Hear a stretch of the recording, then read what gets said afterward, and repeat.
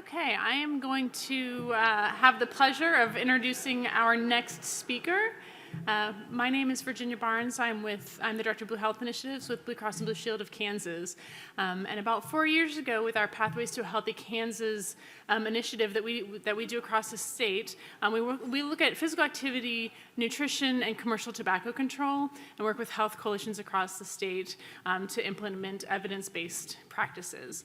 And so we were looking at how we could integrate a evidence-based package around system change in food pantry. And I just had the pleasure at that time to be introduced to Katie Martin because we knew that we wanted to think through how do we make these big changes and do more with our food pantry partners, but we were not experts in the food pantry space. And so I was very fortunate to have Natasha Frost, who works with us from Seed to Roots, bring Katie Martin in, and we have had just an incredible partnership with the More Than Foods team, with Katie and Maisie Campbell and her team for the past, now I guess almost 6 years, helping food pantries across Kansas make some of those changes to be choice pantries and help serve their neighbors and clients better. And so when the opportunity to introduce Katie came up today, first I was just incredibly excited to meet her in person because we've been doing this virtually forever, but also just was excited to be able to introduce her today and let you know how pleased we are that she is in Kansas with us, and I can't wait to hear more. So Katie does have her PhD from Tufts University and has, of course, written this incredible book that if you haven't had a chance to read, make sure you get a copy and get it signed later today because it's fantastic. So Katie, welcome. We're so excited to have you with us today.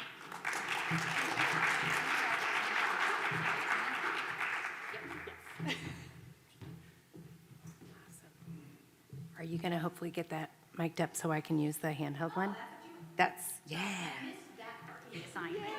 I just thought I was supposed to retrieve it. Thank you. Hi, everybody. So I'm Katie Martin, and Virginia, thank you so much. It's very mutual. Our friendship, our relationship with Blue Cross Blue Shield Pathways Initiative has been just really awesome and has enabled us to work closely with food pantries here in Kansas. And I also appreciate Brenda Groves and Tammy Elliott for the kind invitation to be here with you all today. So let's see if the clicker can work. I am not one to stand behind a podium, so I'm gonna move around a little bit if that's all right. So for those of you, well, first, just some of the learning objectives that I'm hoping we will all walk through today. In this session, I'm hoping that you're going to gain a better understanding of the relationship between food insecurity and health outcomes, understand better the landscape of the charitable food system of food banks and food pantries.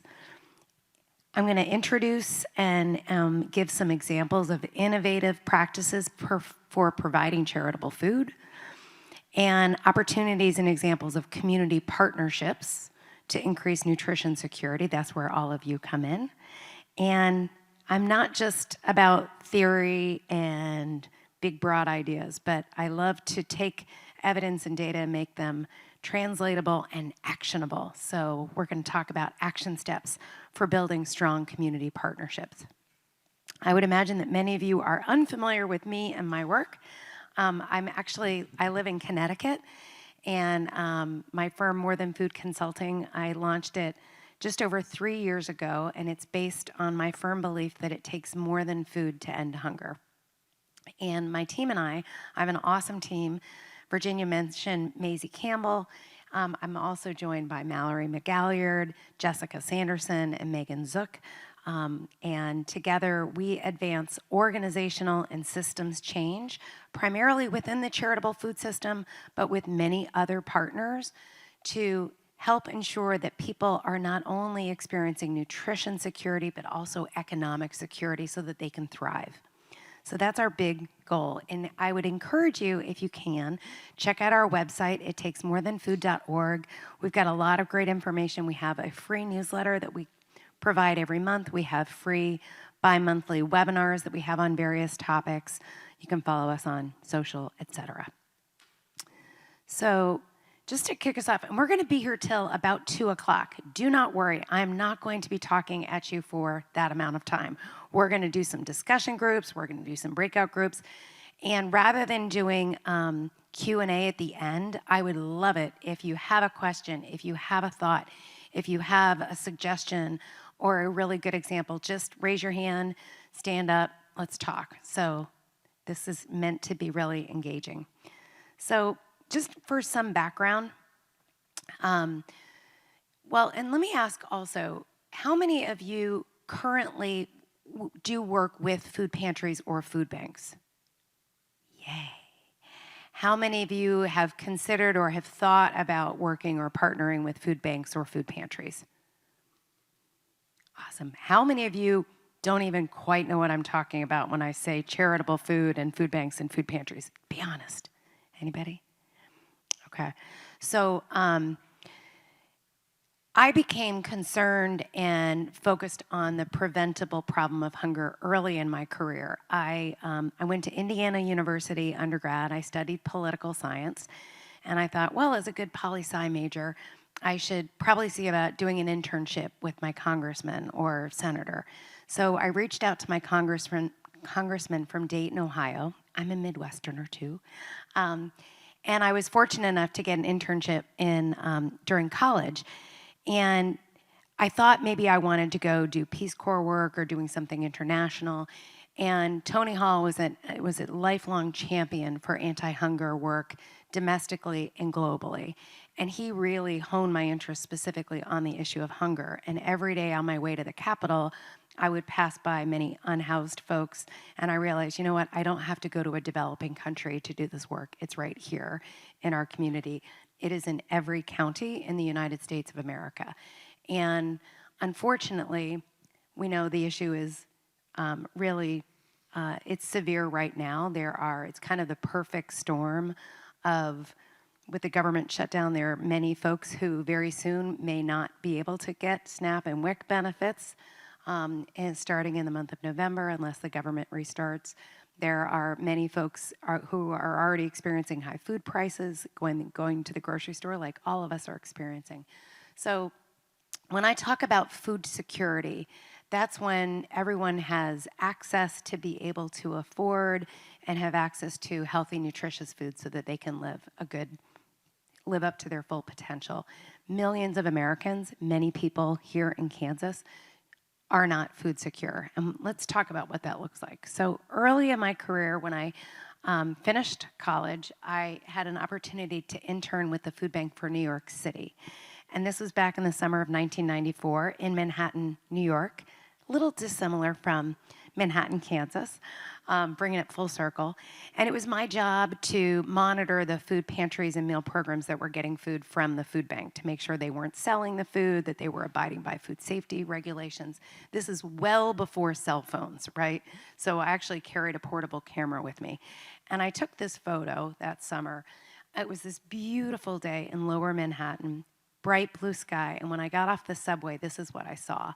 There were folks lined up on the sideway, and the line stretched way down the block. And folks would very slowly move their way up to the front of the line.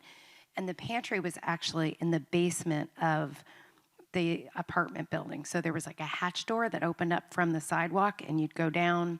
That's where the food pantry was, and the volunteers were pre-bagging the food and handing it up, kind of assembly line, up the stairs, up to the sidewalk, handing it to the next person in line. And I can tell you that every person that got a bag of food that day was very grateful for that food. They needed that food today. But it struck me then, as it does today, there must be a better way to tackle this preventable problem of hunger in our wealthy society. And that's what drives me to do this work.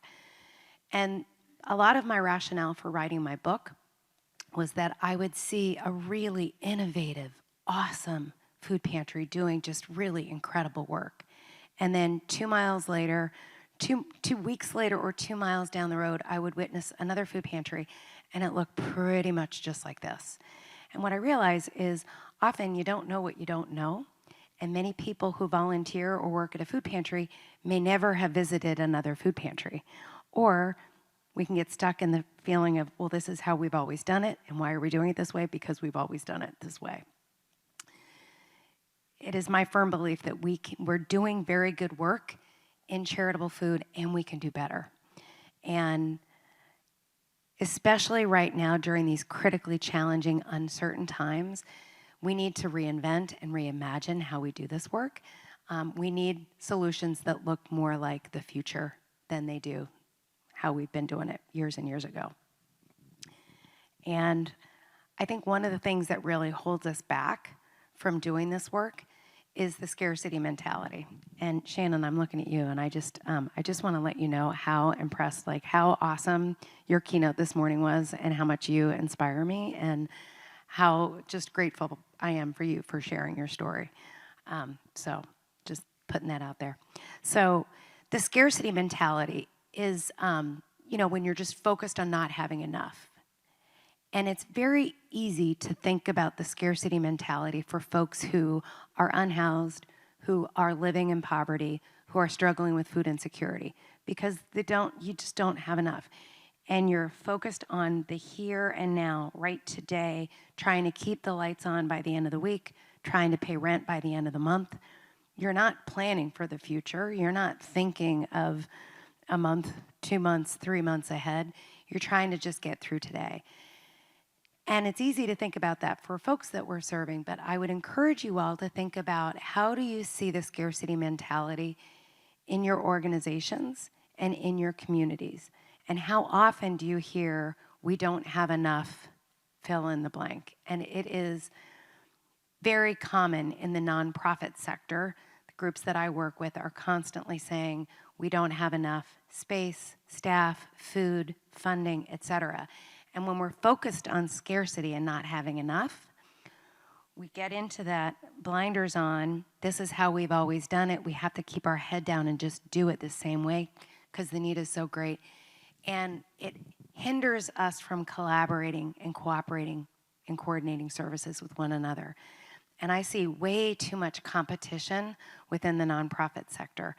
And I think that really holds us back from doing better, bigger work. So I would encourage you all to think about where you might see that, or as you're working with food pantries, you're likely going to hear some comments like that, and you'll be thinking to yourself, oh yeah, Katie talked about the scarcity mentality. I see it, right? And it's important because it's one of the critical things that we need to bust through to do better work.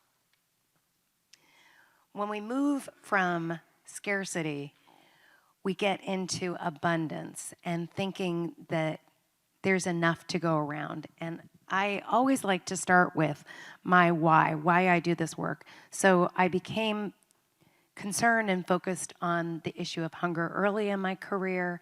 I've spent a lot of time, most of my career was in academia, so I worked for many years at the University of Connecticut and then at the University of St. Joseph, teaching public health courses and advising students and conducting research. And by research, I mean having lots and lots of conversations with families who've experienced food insecurity to understand their coping strategies, to understand, what the experience is for them when they are applying for food assistance programs, either public assistance or private assistance, what that feels like, and how we can do things better. So I would spend a lot of time in food pantries, corner stores, WIC offices, et cetera, to try to meet people where they are and understand their situation. My why for doing this work is always centered on the people who are coming to receive that food. And statistically speaking, those who are most at risk for food insecurity tend to be single moms of color. And we'll talk a little bit in a little bit about why that is so. But on the left is one of my all-time favorite photos. This is from a really innovative food pantry in Hartford, Connecticut called Fresh Place. And the thing that I love about this is the little girl is just smiling at the camera and she's shopping with her mom. It doesn't look stigmatizing. It doesn't look humiliating. She's there shopping with her mom. And I want to make that kind of experience. How do we make it more dignified, less stigmatizing? It's really hard to ask for help. How do we make it easier? And on the right is a more recent, the Fresh Place photo is from the summer of 2010. when Fresh Place first opened. And on the right is in Puerto Rico. It was about a year and a half ago. I had the privilege of visiting the food bank and food pantries there. This is an abuela, a grandma who's shopping for food for her family. And my why is trying always to focus on what is the experience like at the end of the day for the single mom who's coming to shop for her kids, so that hopefully we can change the trajectory of poverty and food insecurity for the next generation. So this little girl doesn't have to be in the same scenario. And I always think it's important to think about your why and to share that story and to reiterate that with your team, in your communications, in your grant proposals. Why is this important? Why are we doing this work? Because on the front lines, it's hard, challenging work, especially these days where things are just really, really crazy and uncertain. So I want for you all to just take a few minutes at your table and share your why. So if, hopefully at this point in the day, you've already introduced yourself to folks at the table. But I would love to hear you chat amongst yourself. Why does food security potentially impact the work that you do within your organizations? Why is health equity important to you? And what drives you to do the work that you do? So if you can just take a few minutes, introduce yourselves, and talk about your why. And if you're at a small table, feel free to move around.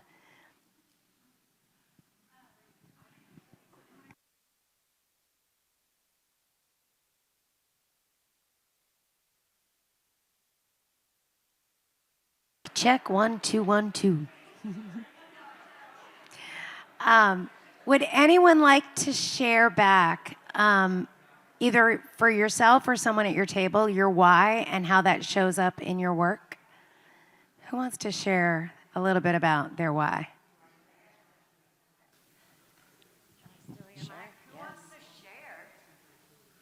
I'll pick somebody if somebody doesn't want to. We'll start with you. What was the question? Your why. Why do you do this? I'm just prepping you for the end of the day. I appreciate it. So I'm speaking at the end of the day about my program, and we supply meat to food pantries. And it's funny that you use the exact words that I often do, is that I thought there had to be a better way a long time ago. But I was just sharing with Beth that as I dig into my psychology and then the why of that and dig deeper, my family got commodities and was on WIC. And I don't know if that was a driving force, but I also know that my grandparents didn't have very much. And my primary job is also as a mailman, and I delivered to some subsidized housing. And I see most of the people in there are seniors. And I think to myself that it's not okay if my grandparents have to decide over medicine or food or whatever. And so pile all that together, I guess, and that's probably most of my why. Thank you for sharing that. Anybody want to share how the scarcity mentality shows up in your work or in your organization? Scarcity. Yes. I was coming for you anyway. That's all right. Yeah. I'm a talker. Yeah. So I've been in nonprofit work for about almost 20 years. And it is the game of nonprofits. Is a constant desire to compete against each other, to see each other as another competitive piece in the marketplace. I mean, sorry, nonprofit work is not capitalistic work. We've just got to get out of that business model mindset. And we intentionally separate ourselves from each other and silo ourselves, and that's based on a scarcity mindset, and it harms the community. It continues to harm the community, and we continue to keep ourselves in business the longer we do this. So in order to actually solve things like homelessness, like food insecurity, maternal health problems, health disparities, we have to honestly want to work ourselves out of a job. And everyone doesn't want to do that, because then we lose what? A job. So, we really have to be intentional about determining if we really want to end it. It means putting ourselves out of work and be okay with that. Yeah, amen. I so appreciate that. And I see it show up way too often. And I think this crisis right now that we're having, where there's so much, there's reduced funding, there's increased need.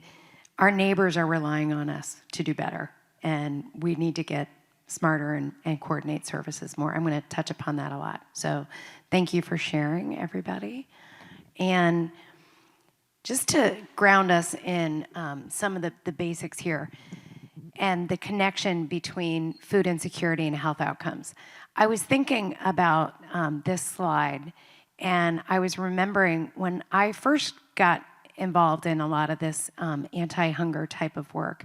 I remember back in the early 1990s when we talk about the paradox of hunger with obesity. It was truly paradoxical. How could someone be obese if they couldn't afford enough food, right? It's like that it just didn't even register. Well, now it seems like, well, duh, right? Of course they go hand in hand. And my good colleague, Hillary Seligman, she's brilliant. She's at the University of California, San Francisco. She developed this conceptual framework a number of years ago, so it's a little outdated, but it still holds very much true. And I like how she frames this, that if you're experiencing food insecurity, you have certain coping strategies. And those coping strategies are based on lots of conversations, lots of interviews with families experiencing food insecurity. What happens when you run out of money for food? These are the things. Your diet quality goes down. You cut back on the quality of your food. Adults will first cut back on the quantity of their food. They shield their kids as long as possible, and then they'll cut back on the size of their kids' meals. You have different eating behaviors. It changes your metabolism, etc. That can lead into chronic diseases that are diet-related, obesity, diabetes, hypertension, etc. When you're experiencing a chronic physical condition, you have increased healthcare expenses. When you have to go to the doctor more, you might have to skip work. You skip work a few times, you might lose your job. When you lose your job, your income goes down. You have more spending trade-offs. Are you paying for food? Are you paying for medical bills? Are you paying for your car payment, et cetera? That leads you more into food insecurity, and the cycle continues. The thing that I love so much about this conceptual framework is at the heart of it is stress, and how stressful it is to constantly be thinking about all of those decisions and all of those challenges going on. Hillary created this back in 2010, when really we were just focusing on the connection between health outcomes, physical health outcomes. Thankfully, we've got more and more research now also showing the cycle and the connection between food insecurity and mental health. And I so appreciate the work that you all are doing at Homeless Solutions. Is that? Yes, thank you. And how many of you talk about, the trauma and the anxiety, the depression, all of those things go hand in hand when you're food insecure, when you're living in poverty, when you're going through an addiction, when you're living unhoused, and the uncertainty of that, it's traumatic. It leads into greater anxiety, depression, suicidal ideation, all of those things. So we have more research showing the connection. I think we have a long way to go of how we tackle it and how we address it and how we do it more supportively. So just a little Charitable Food 101. So Feeding America is the umbrella organization. They're based in Chicago. They are the nation's largest hunger relief organization. I believe during COVID, they became the largest nonprofit organization, surpassing the Red Cross. Yeah. So Feeding America is, they are the umbrella organization. They do not collect and distribute food, but they have about 200 food banks that are members of Feeding America. You likely have seen their billboards, seen their promotional things. It's kind of hard to miss Feeding America these days. They do great work. I am proud to partner with them and collaborate with them closely. Those 200 food banks, then the food banks are the huge warehouses. Think of a Costco warehouse that collects and distributes millions of pounds of food. They are nonprofits, but they are state-of-the-art, multi-million-dollar logistical operation nonprofits. They distribute food to thousands and hundreds of food pantries that distribute directly to individuals. When you've seen one food pantry, I like to say you've seen one food pantry.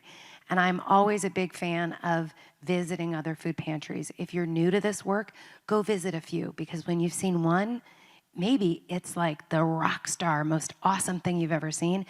Maybe it's pretty outdated and old school, and it's impressive to see the different varieties of ways that people can provide charitable food. And we often say that SNAP and our federal food assistance programs are the first line of defense against hunger. They're being really, really challenged right now. But even if you're receiving full benefits for SNAP and WIC and school meals, you likely need to supplement it with additional support.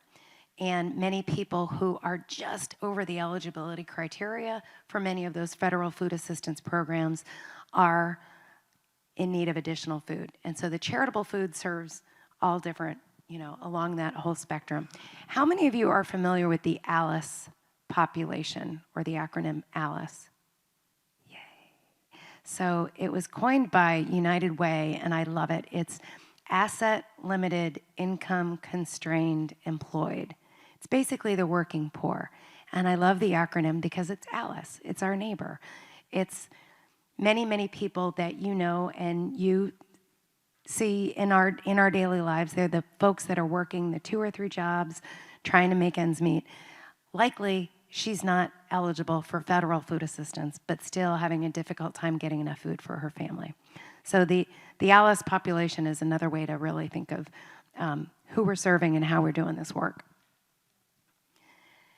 And just to put it into some context here in Kansas, there are 3 regional food banks that serve the state of Kansas. The largest being Kansas Food Bank, which is colored in green, in the counties in green.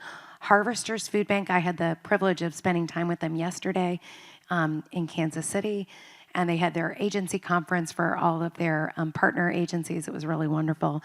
They service the pink counties here, and then there's a small region served by Second Harvest of Greater St. Joseph. And a lot of this great work is also being funded by, like the pantry work happening here in Kansas by Blue Cross Blue Shields Kansas, the Kansas Health Foundation, and the Sunflower Foundation. So big shout outs to these different groups. And how many of you partner with the food banks here in Kansas? A few, yeah.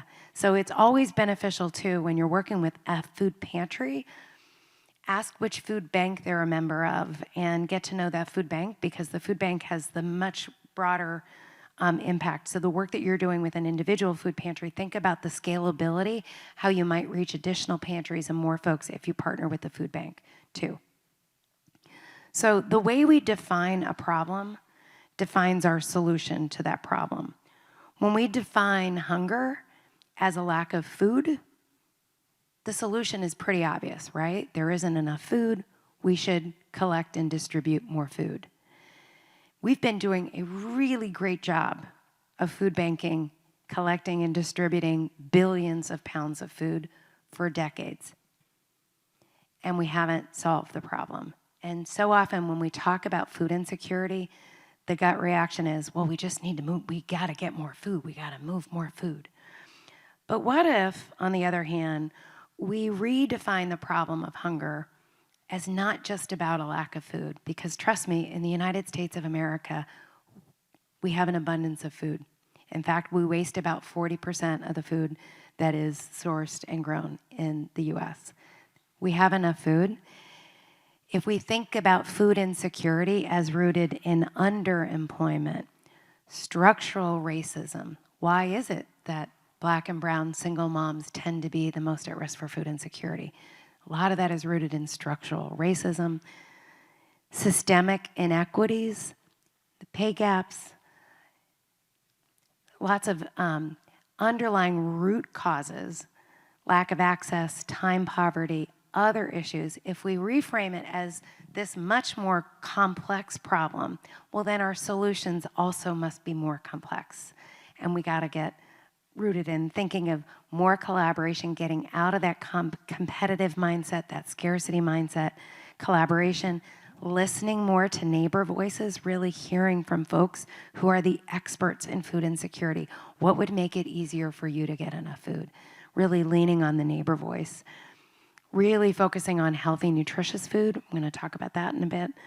And then thinking about policy changes, advocacy changes that ensure that people have the economic ability to provide enough food for their family. Any thoughts on this beautiful slide here? Pause for a sec. And I'm pretty sure we're going to make these slides available for everybody. So, at More Than Food Consulting, we have a framework that we affectionately call our 3 C's of culture, choice, and connection.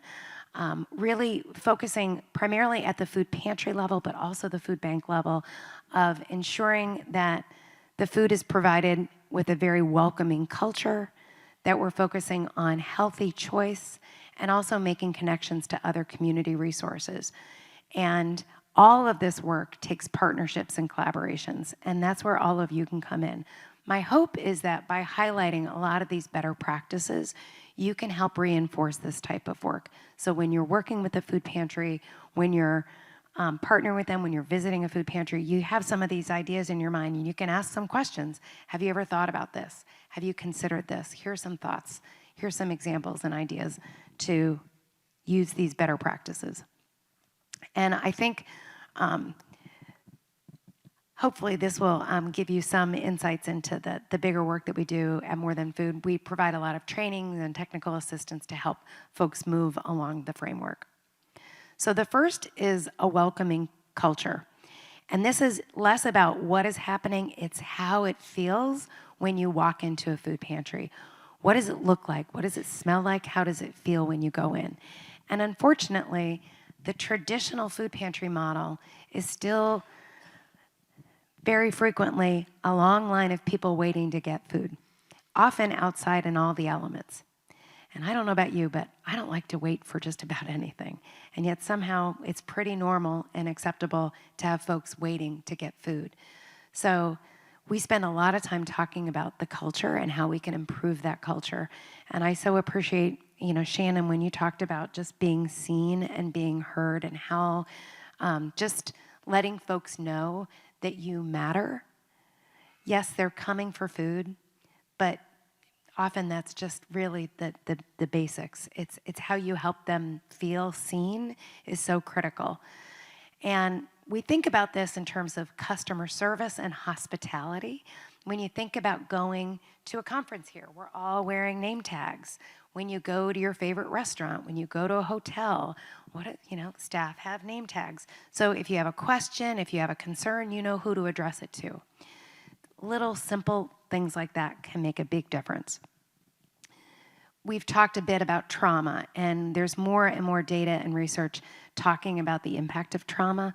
Leah's Pantry is actually not a pantry. It's a beautiful nonprofit 501c3 based in California. They have some really great training geared towards food pantries and other nonprofits on becoming more trauma informed.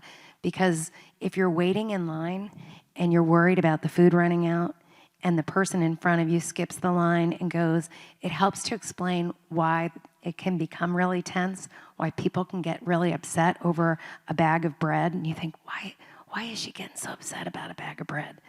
Well, because that can be traumatic. And how can we become more informed about trauma so that we can create really safe and dignified spaces so that we're not triggering folks? So there's a lot of cool work that's happening there. When we think about the intake process, what is it like when you go in to receive food? How much information are they asking?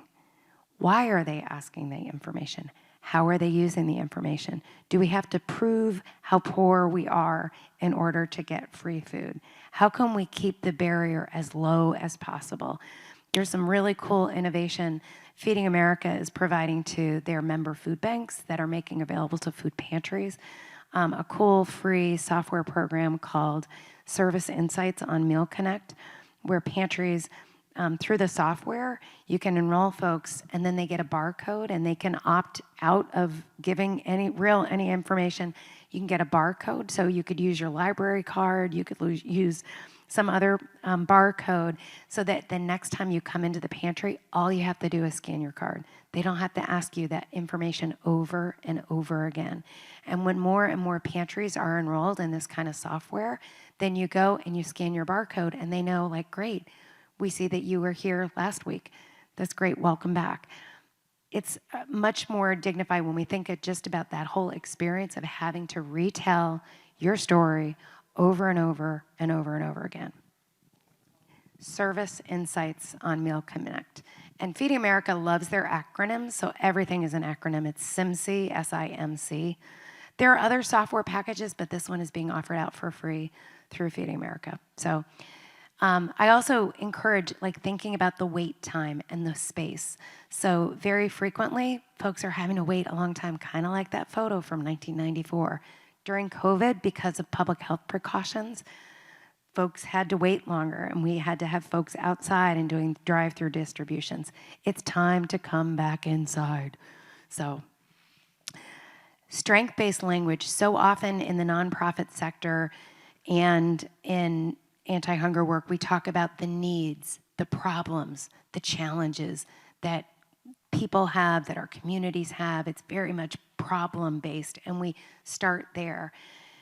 I think funders and other supporters are getting tired of hearing a lot of those stories of so-and-so doesn't know where her next meal is coming from, and she looks frail and horrible. How can we use strength-based language to not only see the strengths in our organizations, but to see the best in others, and to recognize that, and to inherently see the good in other people? That matters in the language that you use, the signage that's around a pantry that's used. And one way to create a really welcoming culture is inviting guests or neighbors to volunteer.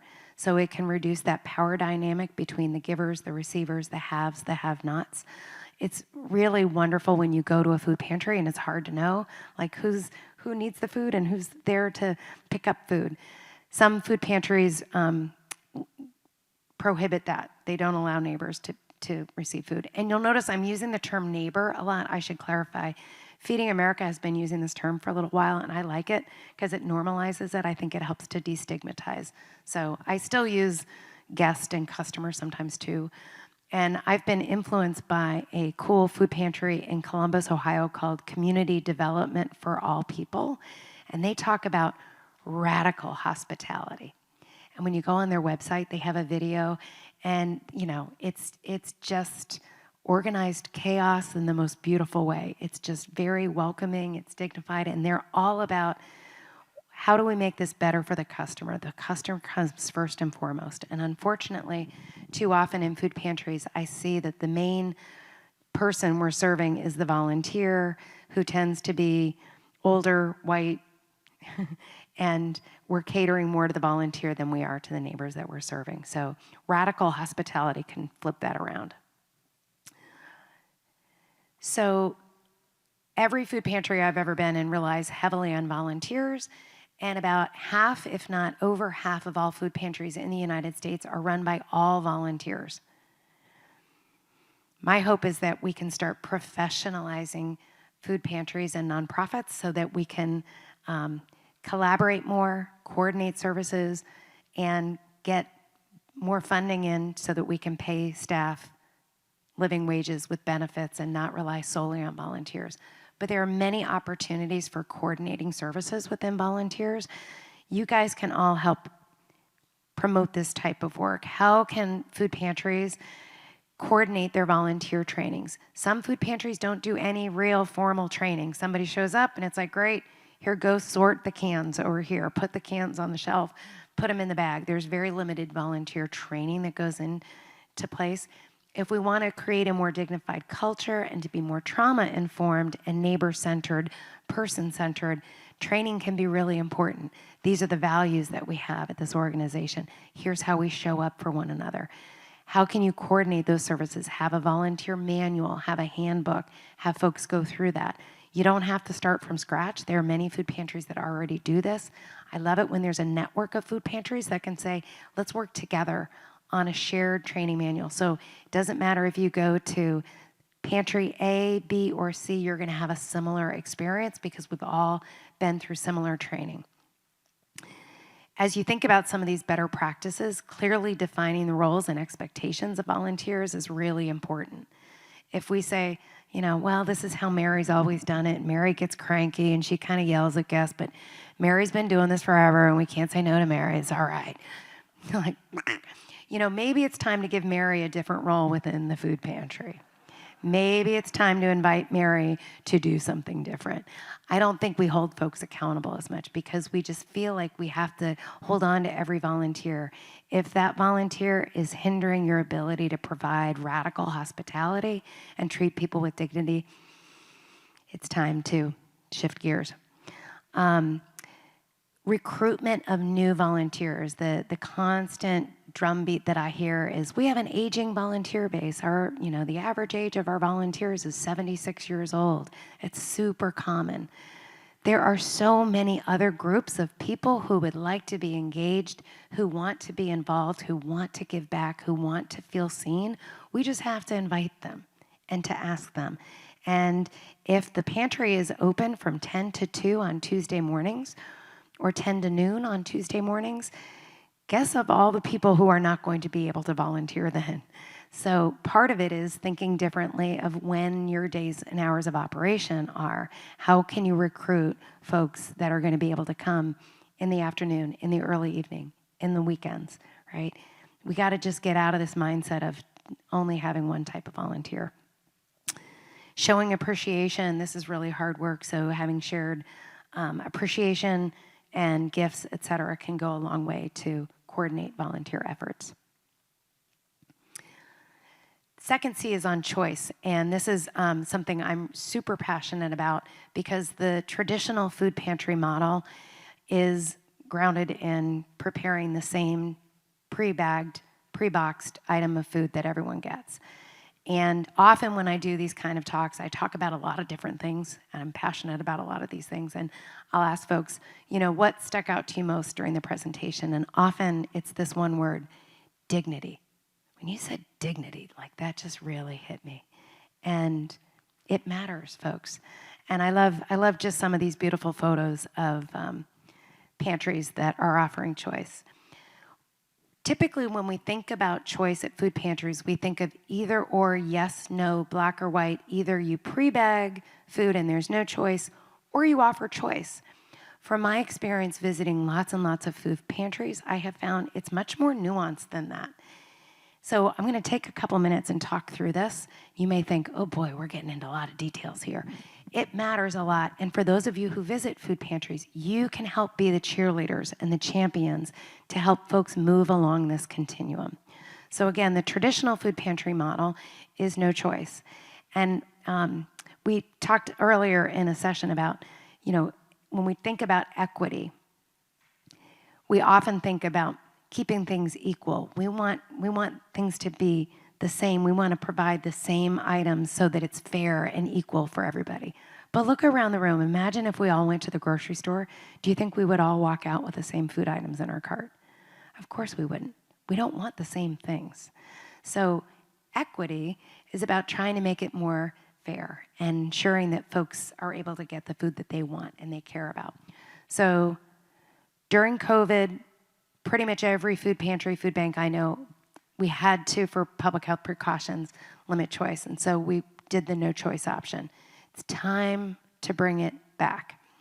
So limited choice is where you have maybe everyone gets the same bag or box of food, and then there's a table of perishable items. Maybe it's bread, maybe it's produce, maybe it's the miscellaneous mystery food that you get from the food bank or from the food drive that nobody really wants, and you put it out on the table, but it's very limited. Modified choice is very popular, and it can feel very, very much like you're giving a lot of choice. And it's typically where a neighbor can select off of a menu to say, I want cereal, I want pasta, maybe I want chicken instead of pork. Or they can point to it, they can see it, and they can point to it.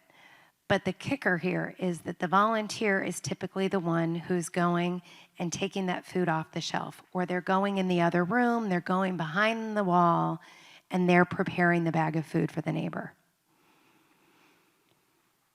Why does it matter so much? Because it matters. It makes such a big difference. So when we think about Full Choice, it's designing it ideally like a grocery store, but even in very, very small spaces, you can allow folks to choose their food.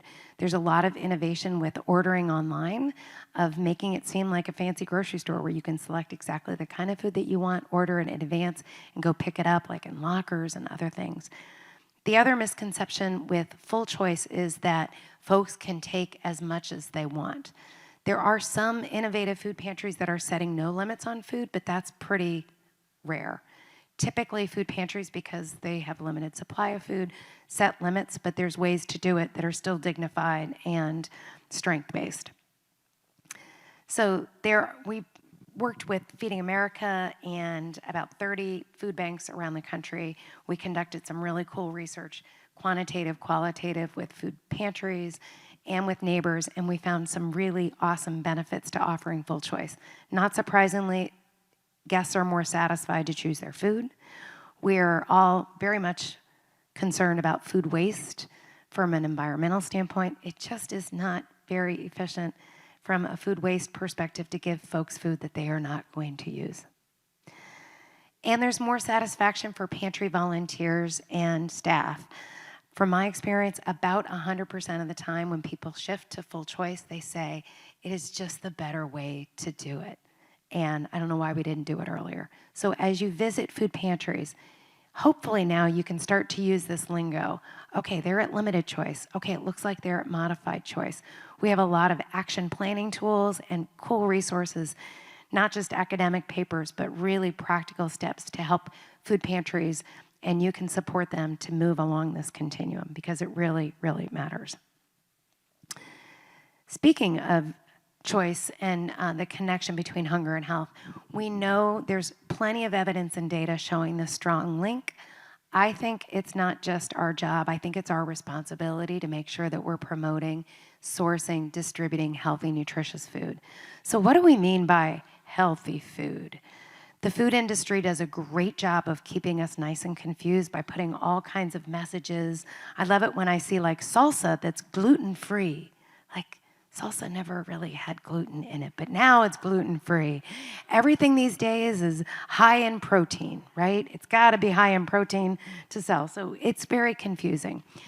A few years ago, some colleagues, Hillary Seligman, Marlene Schwartz, and a group of an expert panel, and I was really pleased to be part of the group to develop what's called the Healthy Eating Research, or HER, nutrition guidelines, and they take the mystery out of it. It helps to identify which foods we should choose often, sometimes, or rarely. It's based on 3 nutrients: saturated fat, sodium, and added sugars. Why? Because these are the ones that are most related to those chronic diseases we're concerned about, and they're on the back of every nutrition label.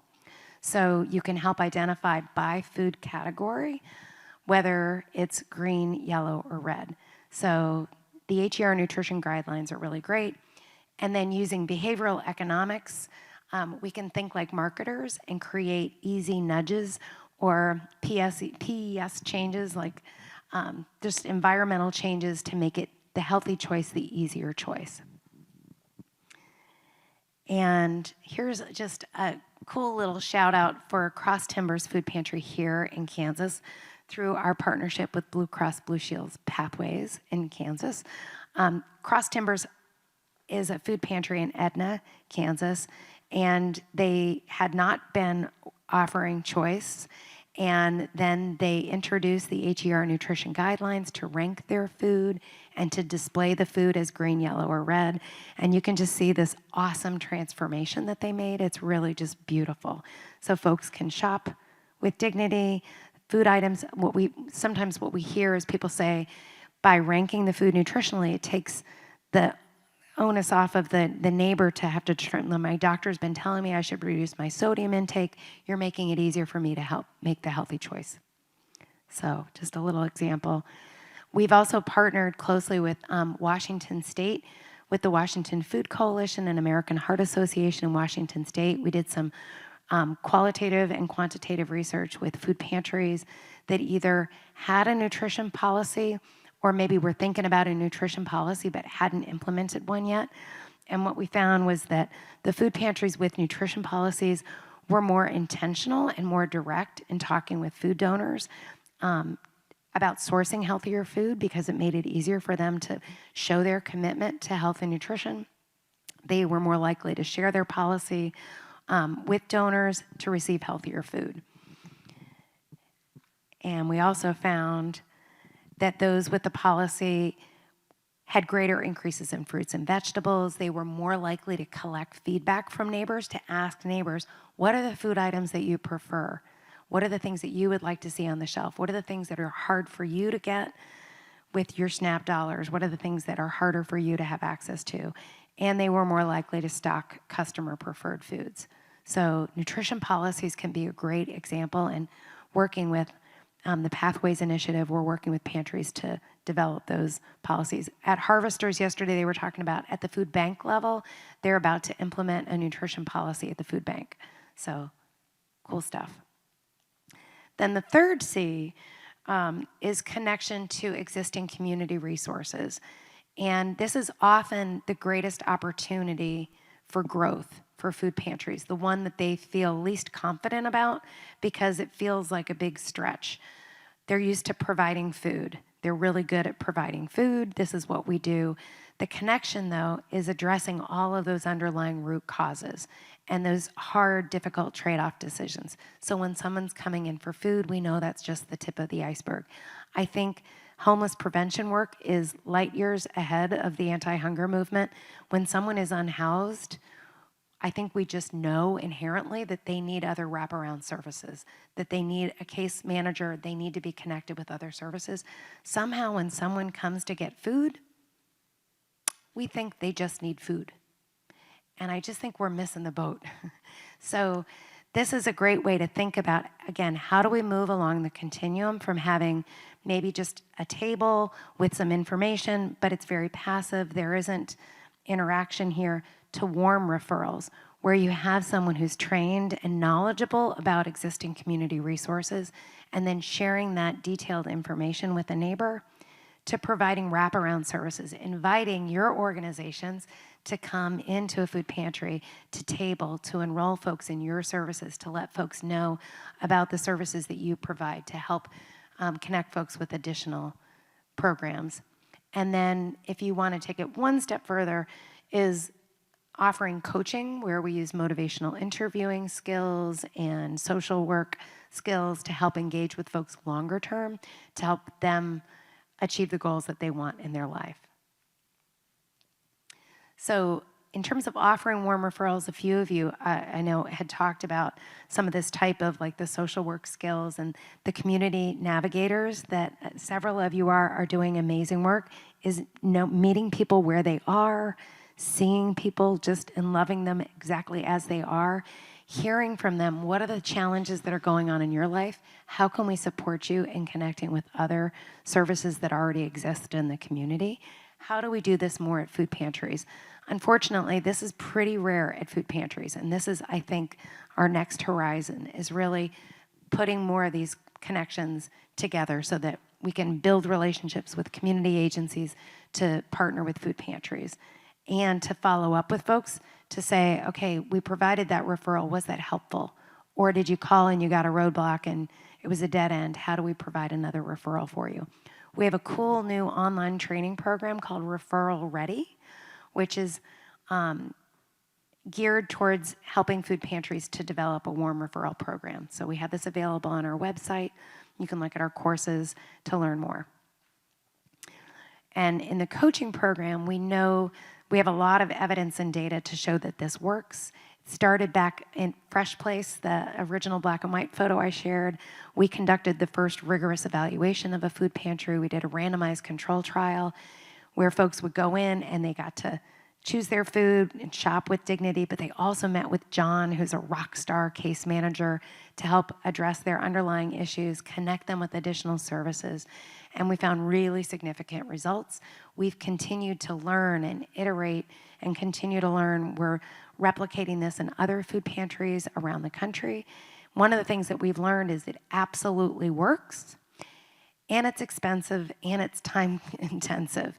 So that's where the warm referrals has come into place. How do we maybe take this and boil it down to a shorter version, train more volunteers to do this work? So now it's your turn. You can even get up and stretch for a moment if you'd like. I'd love for you at your tables, and feel free to maybe, if you want to move around, there's other tables that you could visit if you want to network a little bit. Would love for you to think about these discussion topics, and maybe we'll take like 10 minutes to talk these through, and then I'd love for you to share back some of the stuff that you're discussing. So as you're thinking about this, think of somebody to share back some of these. How can we strengthen collaboration among food pantries and community organizations? Where do you see opportunities for community partnerships? And what action step can you take to build stronger community collaborations? So discuss one, some, all of these, and then share them back. Okay, folks. I know we're approaching the break time, and I would love to hear from you all of what areas, what discussion topics did you cover? Who would like to share back on any of these topics here? Don't be shy.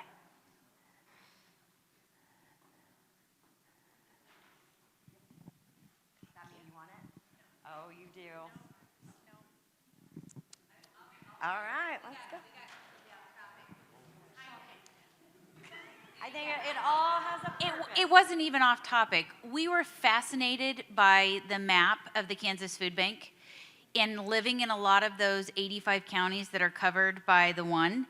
We were floored about, and we spent a good deal of time researching how does the food get from the food bank to the food pantries. And then we found kansasfoodsource.org, which actually tells you every food pantry in your county in Kansas. And I didn't even know that site existed. And so, while we didn't really answer any of your questions, we answered a lot of our own questions about how are all these resources exist and we don't even know. And so that's kind of the first step to collaboration, is understanding what resources exist in your community, because we learned a lot, or at least I did. I don't know if anybody else did, but. Love it. Okay. I was going to skip Alex, but that's all right. Sort of related to that, one insight from our table was that if a food pantry is interested in collaboration, that they could sort of promote that interest and try to engage organizations that could help facilitate those referrals.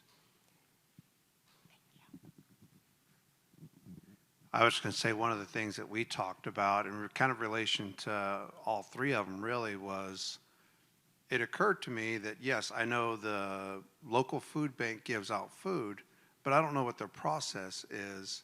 I don't know if it's just if it's a choice, it's no choice. I don't know. I know they give out food. And how can I collaborate better with them and, you know, try to figure out a better partnership if I don't even know any of that? So the action step we kind of talked about is like, okay, walking through that whole process as a client who's going to do that, and then really being able to have the conversations about how we can, you know, help each other. I love that. Yeah, when I visit food pantries, I usually say, walk me through as if I'm a neighbor coming in to shop. What's it like for them? It's okay if you went off topic. I'd love to hear what you all discussed. Okay, so they kind of got off topic. This is just something that I realized we offered at one point in our community was, yes, you have a limited number of items that you can get at your food pantry. Most of it is boxed items. At one point, the director or the person who volunteered at the food pantry, she also offered on her own time, she provided a 6-week course of the various different types of meals you could make with the items that you're going to get at our food pantry. So it allowed some of that education to the clientele. Like, you get a box of beans, you get a box of rice, you get whatever it is, she would actually make the food or make a meal, based on what the items were that were available at the food pantry. Yeah, that's great. That's great.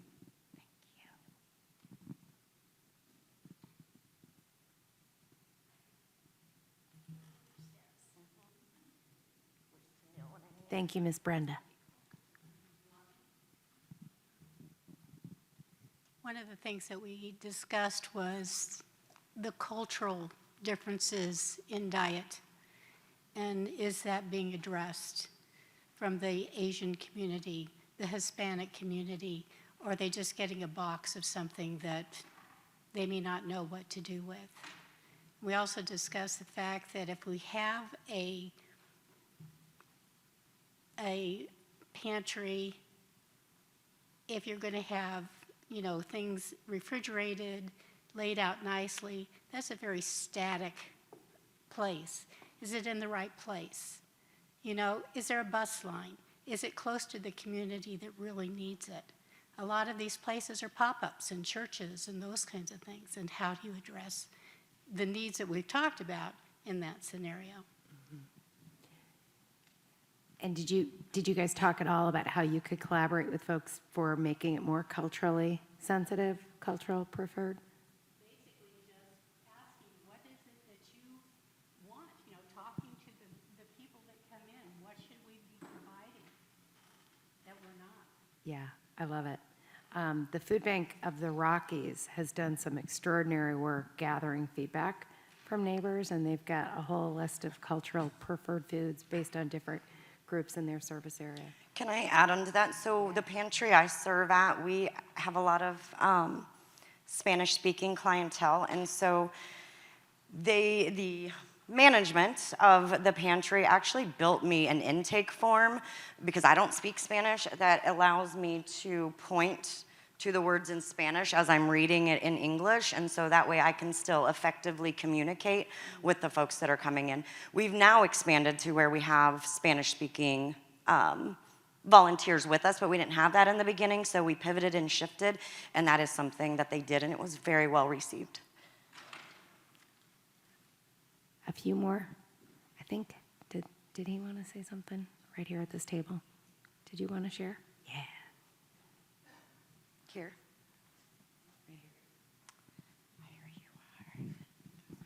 Yeah, and to echo along with that, it's, you know, the culturally appropriate food and how to prepare it is really important, especially in a different area. If you are working in KCMO, you could be experiencing families who are Swahili speaking and kind of coming in and having that culturally accepting coming in, and for the families themselves to know what kind of foods go in.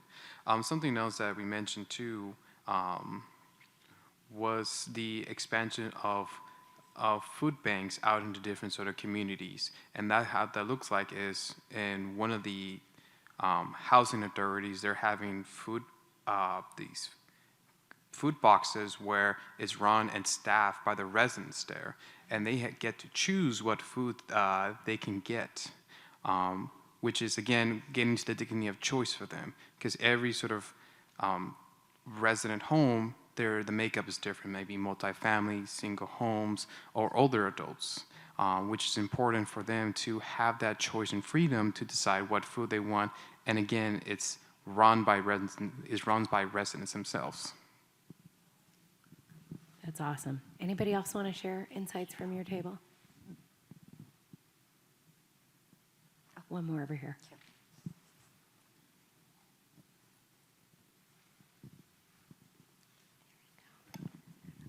As a small rural community, just very recently, so I love that this topic came up today, decided to get the right people at the right table in our community.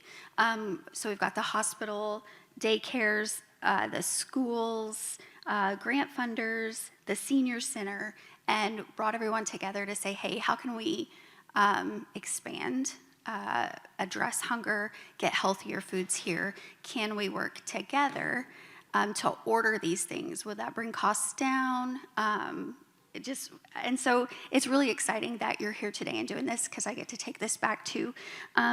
But we're also, like looking into going into the high school. What can they grow at the high school? That's also going to teach the kiddos. And then can we take that food to the pantry? Can we share with the community? So just an exciting outlook there. I'd love to connect with you and thank you so much, get your contact information, because this is where I do my best learning is hearing from groups in real communities and what you're doing and how you're doing it. Thank you. Because that's really the next step, right? It's how do we coordinate, collaborate more together, and I love being able to share examples. So I could share some groups that I've worked with that have done this a little bit ahead of you maybe, and then I can learn from you. So very cool. So hopefully at this point you're thinking, these sound like a lot of cool ideas, and then thinking about that group that you're working with or in the communities you're working with, but the scarcity mentality is often alive. And well, at the conference I was at yesterday, before I shared this slide, a woman had asked, but isn't the connection part, isn't that mission creep? And I was like, look you just showed up right on my slide, right here, right? Our volunteers like it this way. You're gonna hear these kind of comments. You may hear this for your staff, your volunteers, people that you work with, and certainly groups that you're partnering with. I hear this all the time. And I often say, I plant a lot of seeds. I throw out a lot of ideas. That crazy lady from Connecticut, she came and she talked about a lot of crazy stuff. And what I would encourage is lean into it, right? We have to be trying new things. And I often encourage folks from that abundance mindset, the strength-based mentalities, think about the things that you're doing really well. Talk with your teams to say, or when you go visit a food pantry, say, what are the things that you're doing really well? What are your strengths? Start there. How do we build on those? Let's celebrate that. And then let's be real. Let's get real honest with ourselves. What are the things that we could be doing better? How do we challenge our own assumptions? How do we think outside of the box? What can help is identifying champions and cheerleaders. So sometimes that's a mayor. Sometimes that's a neighbor who's experienced food insecurity. Sometimes that is a business owner who's really committed to the cause. Think about the people on your board of directors, in your community who care deeply about this. How can they be cheerleaders for this bigger work? A lot of times this can feel pretty intimidating, so you can start small, whether it's you're going to implement the HER nutrition guidelines to rank your food nutritionally. That can feel overwhelming. Maybe you start with one section of the pantry and you just rank that part. Or maybe you want to try offering some warm referrals. You begin partnering with just one organization that you're familiar with and you start there. Using data to inform the work. There's so much data that's available now about the connection between food insecurity and health outcomes, about these better practices, about healthy choice, about other work. Use that information and data to share with your partnerships, to share with funders, et cetera. Explain your why, repeat that frequently, come back to why this is important. Why do we need to make these changes? Use the data to show why it works. And then new partnerships can bring opportunities for new funding. When we put all of these things together, and in my book, every chapter, I start with little examples of little topics and practical examples of things that you can do. But when you put them all together, when we think about all of these better practices, then we can really get into a stronger, smarter, more coordinated, more holistic solution to food insecurity. And it's going to look more like this. It's not groups working in silos, but it's working together with the neighbor at the heart of everything we do. How do we make it easier and better and smarter for the people that we serve? So we can look for opportunities. I would encourage you all, hopefully this has given you some ideas to bring back to your partners, your community. Align on your mutual goals. What are the things that you have in common? Start there. Things that you can pilot test and expand, and then celebrate the successes. So sadly, there's no one silver bullet to end hunger. If there were, we would have figured that out. But there's so many things that you can begin to do, both big and small, in your communities today. So my encouragement for you all is don't be intimidated, just get started. And I'm so happy to be with you guys here today. I'm going to be here the rest of the afternoon. Please reach out if this is my email. You can check out our website. We've got you can sign up for our newsletter and our webinars and the courses online. So thank you so much.